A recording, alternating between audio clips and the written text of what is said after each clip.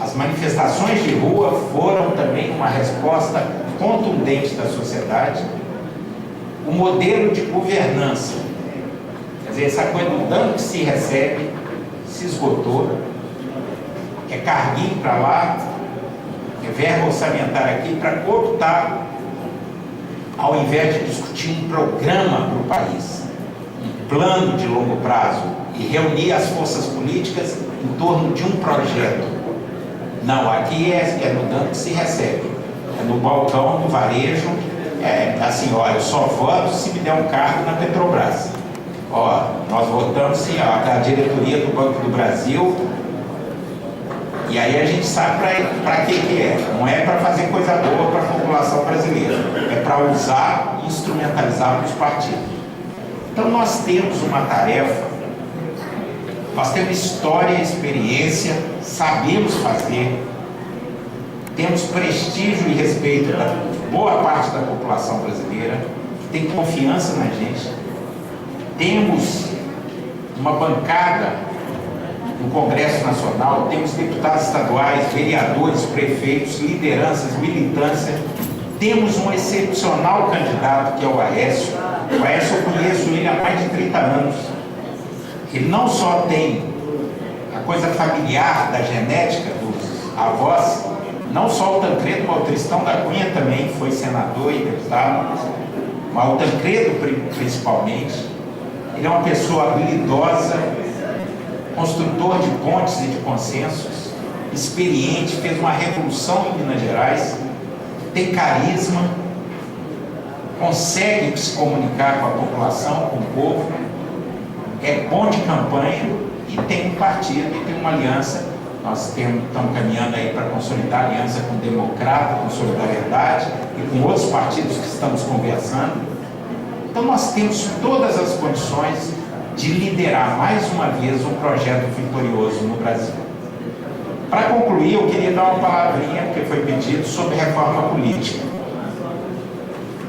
Porque tudo isso, todas essas deficiências que o Brasil enfrenta, passam um pouco pelos problemas do nosso sistema partidário eleitoral, que é o único no mundo. Muito pouca gente percebe isso. O povo não valoriza essa coisa de reforma política. É uma coisa muito mais para a liderança, porque é uma ferramenta, é um instrumento, é um meio, não é um fim. A reforma política melhora a qualidade do processo decisório. E as pessoas às vezes têm dificuldade, o cidadão comum que não participa igual a gente aqui de reunião política, o cidadão lá não tem dificuldade de perceber assim, o que é aquilo que a reforma política tem a ver com a vida dele. Mas você melhorando o sistema político, o sistema decisório, isso repercute na educação de qualidade, na saúde de qualidade, na infraestrutura, no desenvolvimento econômico, no emprego, na renda. Melhorando o sistema político, você melhora o desempenho do país. E aí nós chegamos a um processo de esgotamento.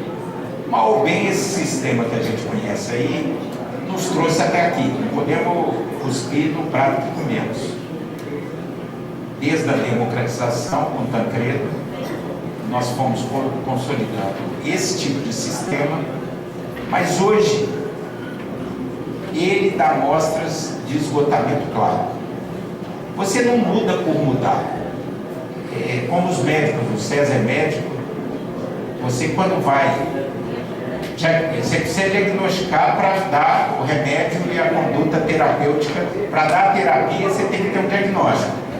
Então, por que nós devemos mudar o sistema? Quais são os problemas? Primeiro, ele não aproxima as pessoas dos representantes. Há um fosso, há um abismo separando os representantes políticos da sociedade. Eu vou dar um dado de pesquisa que eu não sei se você sabe.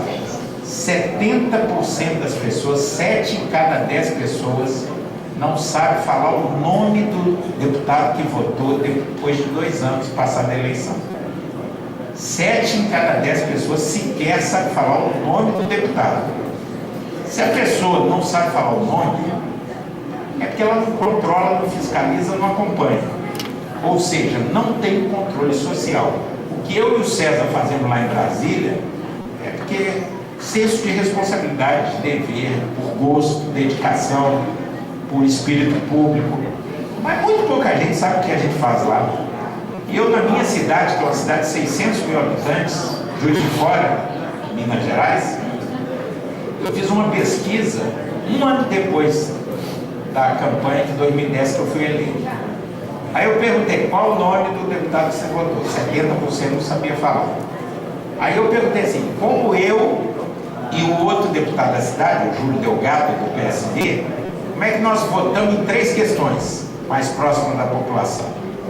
Salário mínimo, Código Florestal e Imposto da Saúde. Peguei 3 temas. Podia ser falha de comunicação, eu podia não estar soltando jornalzinho, podia não estar dando entrevista nas rádios, e o meu oponente lá, o outro deputado, fazendo o trabalho direitinho. Então eu tinha que ter uma variável de controle, mas não. Quando perguntou salário mínimo, como nós votamos, tinha 3 propostas. 95% das pessoas em Juiz de Fora, cidade universitária, 97% de urbanização, alto grau de escolaridade, tradição política, terra do Itamar Franco, sempre uma cidade politizada, 95% tinha a menor noção como eu e o Júlio tínhamos votado no salário mínimo. E os 5% que arriscaram, chutavam, 3 acertaram o valor que eu votei. Era a proposta do PSDB. 1% achou que eu votei com a força sindical e 1% que eu votei com a Dilma. Então, assim, para se ver a desconexão da sociedade, isso é fruto do nosso sistema. Segundo problema, campanhas milionárias e irracionais. Nós não podemos continuar nessa trajetória. A cada eleição as campanhas se encarecem. E isso é a porta, uma das portas para a corrupção, para os desvios que a gente conhece, essas relações entre a empresa e os eleitos. Nós temos que cortar esse cordão umbilical entre financiamento e atividade parlamentar, atividade política. Para vocês terem noção, a última eleição custou 2 bilhões de reais de doações privadas e 2 bilhões do setor público. Muita gente não sabe que o financiamento hoje é misto. Tinha proposta de financiamento exclusivo público, tinha várias propostas em jogo. Bem, o que foram esses 4 bilhões que custou a eleição de 2010? 2 bilhões foram as pessoas e as empresas que doaram para os candidatos. Os 2 bilhões do setor público, 550 milhões foram as despesas da Justiça Eleitoral.